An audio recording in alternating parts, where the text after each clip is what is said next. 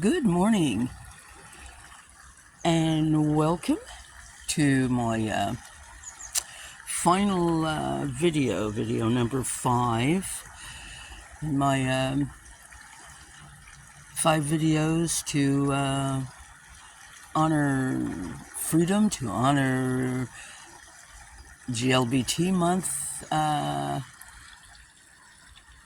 to just try to honor love and appreciation and respect for not only oneself but for one another as well. It's up to each individual to refuse to be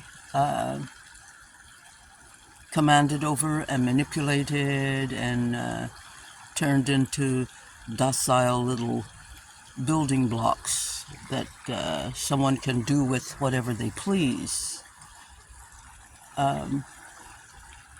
We must learn to respect ourselves. Remember that each of us were born, produced of a sperm and an ovum, and nobody was born higher or better than anyone else. So let's remember that, and let's honor the individual choices and feelings and truths that we each have. And now we're getting along to video number 5. Poem number 1 is called From Shanghai. I once met a pretty girl from Shanghai, raven-haired, dark almond eyes. I knew that at first glance I had to know her, to show her that I cared. A waltz began to play, and she came to me, and we melted in each other's arms. That night, the pretty girl from Shanghai made me welcome to her charms. When I kissed that pretty girl from Shanghai and felt her breath against my skin, she promised me that she would always be there, right where I needed her to be. I smiled at her and said, I'm yours forever, never to part. And then the pretty girl from Shanghai offered me her heart. A year or more had passed since our first meeting, and our lives were so entwined. Like flowers on the lattice work, you'd find us. Our love would bind us one to one. I thank my lucky stars above I found her, and were joined by love's sweet hue. Dark Asian eyes still excite me and invite me to always be true. This poem is from 1978. We're along in there. And there's a beautiful swan family that's just came into view.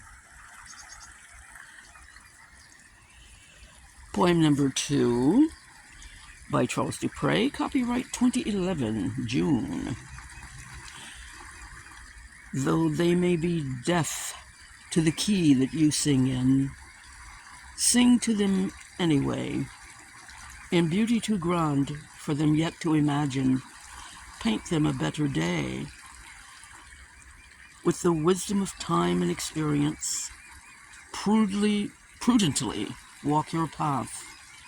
In the clear, glistening waters of peace and forgiveness, wash away your anger and wrath. Though their hearts be cold and their words be cutting, speak to them with grace. Though they be blind to the gifts laying before them, just leave them there in place. For sooner or later the time will be right. A new day will dawn from the darkest of night.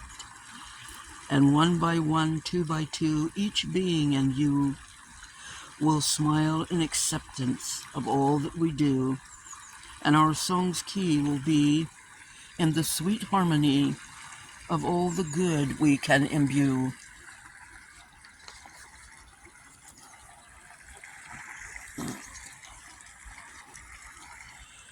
Poem number 3, video 5, copyright 2008, entitled Epitaph. I promise you nothing after I'm dead, because after I'm dead it won't matter. The things that we shared and the dreams that we had are all part of life's cake batter. Don't have a funeral.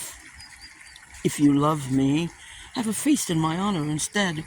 Remember the laughter and fun that we had, the meaningful words that we said. Don't you dare cry for me after I'm dead. Think of me then as happy and free to spirit my way in fond memory to you any time you need me. Promise me only that whilst we're still here, we'll be true friends and comrades that treasure each moment gifted to us, each touch, revelation, and fad. And the next poem on the list takes me back actually to a copyright in 1962.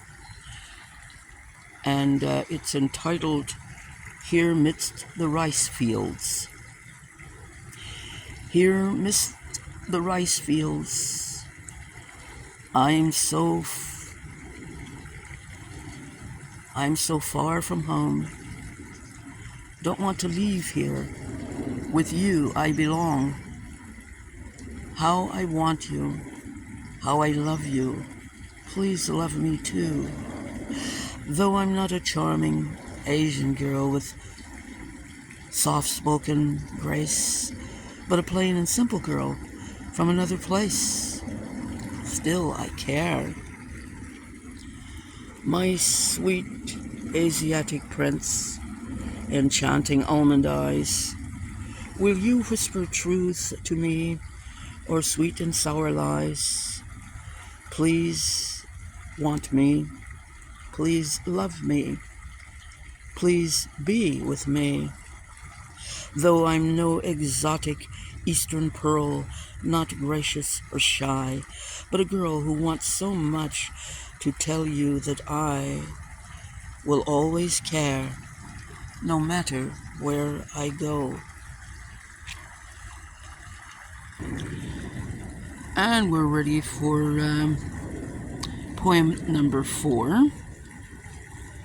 And this one is called A Messenger Called Lee, going by the surname L.I., Lee. It was copyright 2011. In 1984, a death hinted for sure that I would nary truly love again. To sense that skipped heartbeat, walking together on the street, to kiss and stroke a cherished brow at dawning.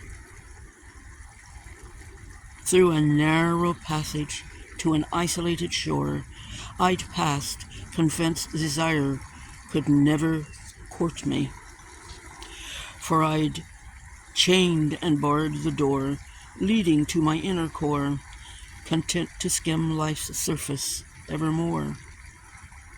Then a messenger named Lee looked and smiled at me and melted all my strong reserve away. Inside I sighed once more as I spied a distant door, sure and slowly opening for me. And it came to pass, you see, through this messenger called Lee, whose gentle way has brought me back to life, that I'm in love's bloom again, pouring over me like rain that rinses clear that solemn shroud of mourning. I feel the sun once more, see butterflies for sure, and that handsome prince has brought it all to me. I don't know where I'm going.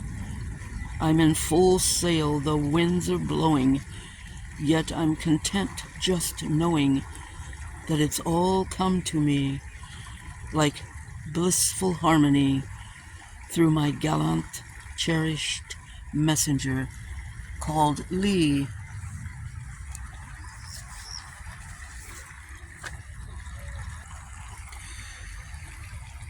And here is poem number 6, the last one, and video number 5. And I'm just so excited that the beautiful Swan family has come to visit me this morning.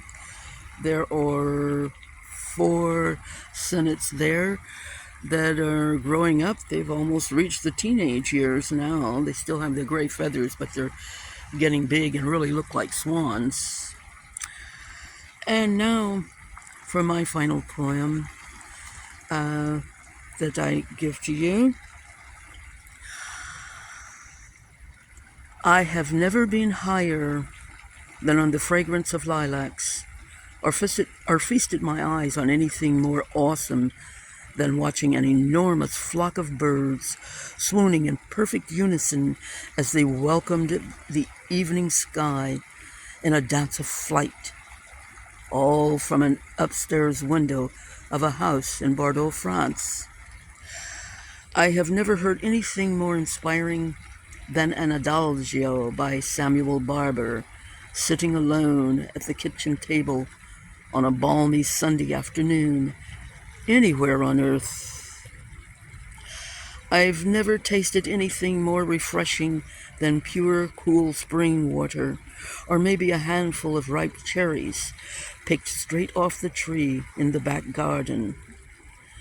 I've never felt more bonded and needed than each time I made eye contact with each of my babies as they were nursing our cherished yet fleeting private time together. I have never touched anything softer than my lover's lips any time we kissed. I have never sensed anything more thrilling than a cool breeze gently stroking my face as I earth by the water's edge. Any water's edge.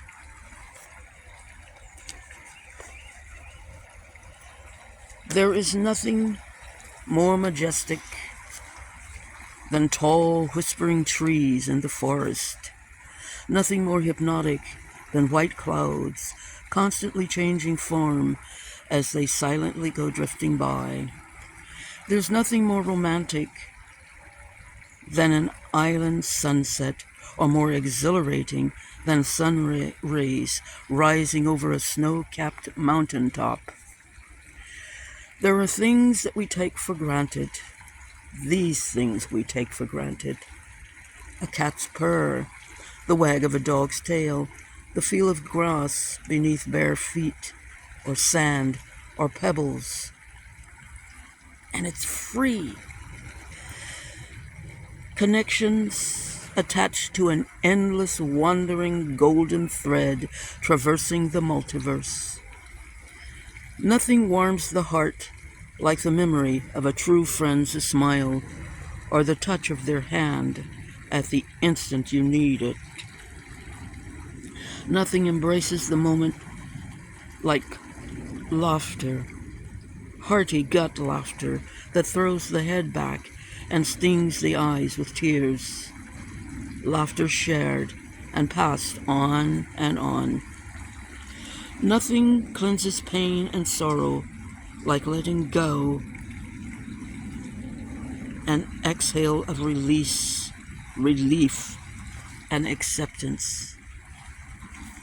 Nothing takes the breath away like a treasured recollection, the tone of a special someone's voice, the melodic chords of a cherished song.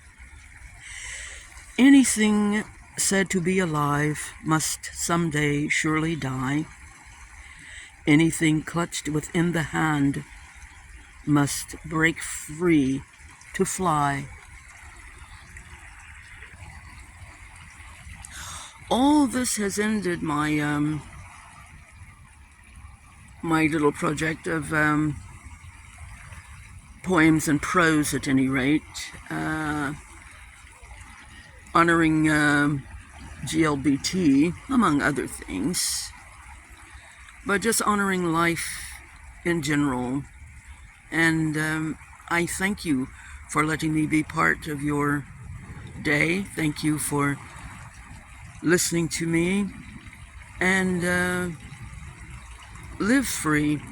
Love yourself. Accept yourself more. And remember that the only real wealth or anything that we might have comes from our having personal integrity. And that's what life, to me at any rate, is all about.